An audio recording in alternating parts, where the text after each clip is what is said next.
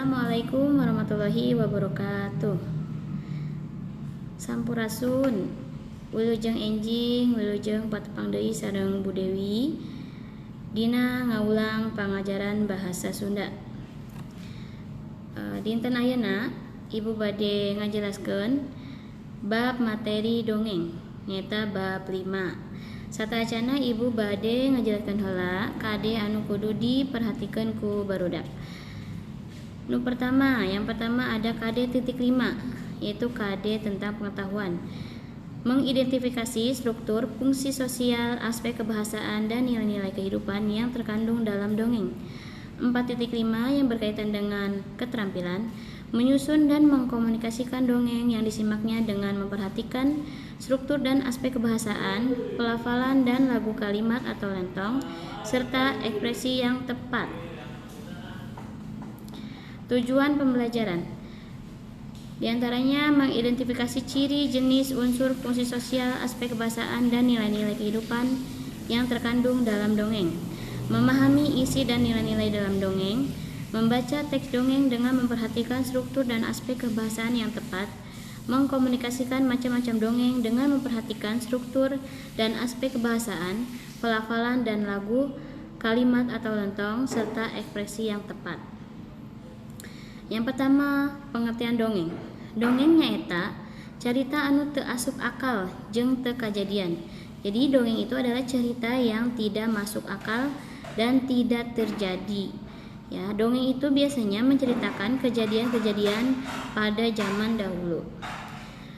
Dongeng yang pertama itu dijelaskannya melalui lisan yang disebarkannya dari satu orang ke orang lain, lalu tidak diketahui siapa yang mengarangnya atau disebut anonim.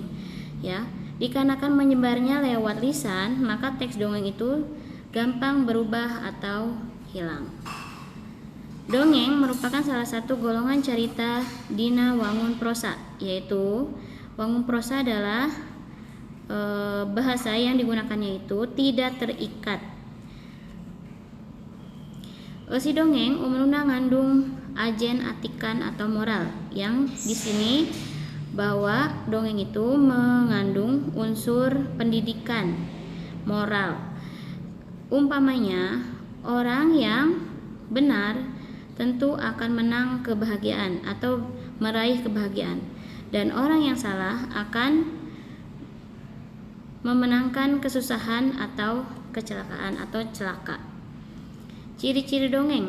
Yang pertama, sumebarna secara lisan, yaitu disebarkannya melalui lisan dari mulut ke mulut. Yang kedua, teu kanyahoan saha anu ngarangna atau anonim, ya. Tidak ada yang tahu siapa yang mengarang dongeng. Yang ketiga, menggunakan bahasa lancaran, yaitu tadi bahasa yang tidak terikat. Yang keempat, eusi caritana mangrupa rekaan malah rea anu pamohalan. Jadi ceritanya itu direkayasa atau yang tidak masuk akal, ya. Yang kelima, ukurannya ilaharna pondok. Jadi di dongeng itu ukuran yang ada di ceritanya itu maksudnya bisa kita telaah atau baca dalam satu kali baca. Jadi bukan seperti novel atau bacaan yang lain. Unsur-unsur dalam dongeng yang pertama ada jejer. Jejer itu adalah tema atau inti yang ada dalam dongeng.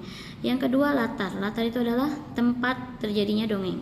Yang ketiga, palaku. Palaku itu adalah orang yang ada dalam dongeng. Yang keempat, galur, yaitu alur ceritanya. Yang kelima, amanat, yaitu pesan yang ada di dalam dongeng. Nah, jenis-jenis dongeng yang pertama itu ada dongeng sasatawan atau fabel, yaitu dongeng anu palakuna serta paripolahna diceritakeun kawas jelema. Nah, dongeng fabel itu adalah dongeng yang diceritakannya pelakunya itu mempunyai sifat seperti manusia, padahal dongengnya adalah dongeng hewan. Contohnya dongeng sakadang kuya jeung sakadang monyet, dongeng sakadang pucang. Yang kedua, dongeng sasakala atau legenda. Nyaitu dongeng anu eusina nyaritakeun kajadian asal muasal hiji hal, tempat, barang, sasatoan atawa tutuwuhan. Yaitu dongeng yang isinya menceritakan tentang terjadinya suatu tempat atau suatu cerita tentang hewan dan lain-lainnya. Contohnya ada dongeng Sang Kuryang, lalu ada dongeng Talaga Warna. Yang ketiga ada dongeng parabel atau jalma biasa. Dongeng anu eusina nyaritakeun paripolah jalma biasa anu sakapeung sok mahiwal pikasirieun tapi leunyepaneun. Nah, di sini yang diceritakannya adalah dongeng tentang orang biasa. Ya, yang diceritakannya orang biasa. Nah, dalam budaya Sunda yang terkenal dongeng tentang parabel adalah dongeng Si Kabayan. Nah, di sini diantaranya Si Kabayan ngalah nangka. Lalu yang keempat ada dongeng Sage, yaitu dongeng anu eusina nyaritakeun hiji kejadian atawa hiji jalma anu aya patalina jeung sajarah. Jadi yang diceritakan itu ada dalam sejarah masa lampau. Contohnya dongeng Sunan Permana di Gunung Puntang. Lalu ada dongeng Prabu Siliwangi. Anu kalima, anu terakhir ada dongeng Mite. Dongeng Mite nyaeta dongeng anu eusina raket patalina jeung kepercayaan masyarakat kana bangsa lelembut atawa perkara-perkara anu goib. Yaitu di sini biasanya masyarakat percaya atau masih percaya dengan hal-hal mitos yang belum tentu benar adanya. Di antaranya ada dongeng Nyi Roro Kidul, lalu ada Ngipri Kasiluman Oray.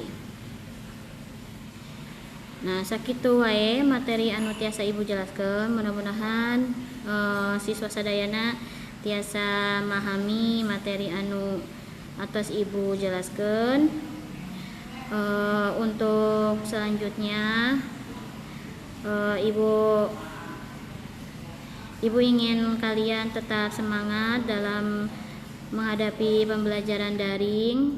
Semoga kedepannya kalian tetap konsisten, tetap rajin dalam mengerjakan tugas, dan jangan lupa selalu menjaga kesehatan. Semoga keluarga kalian juga diberikan kesehatan dan pembelajaran ini dapat berjalan dengan lancar. Ya, mungkin itu saja yang bisa Ibu sampaikan. Kurang lebihnya Ibu mohon maaf. Wabillahi taufiq wal hidayah. Wassalamualaikum warahmatullahi wabarakatuh.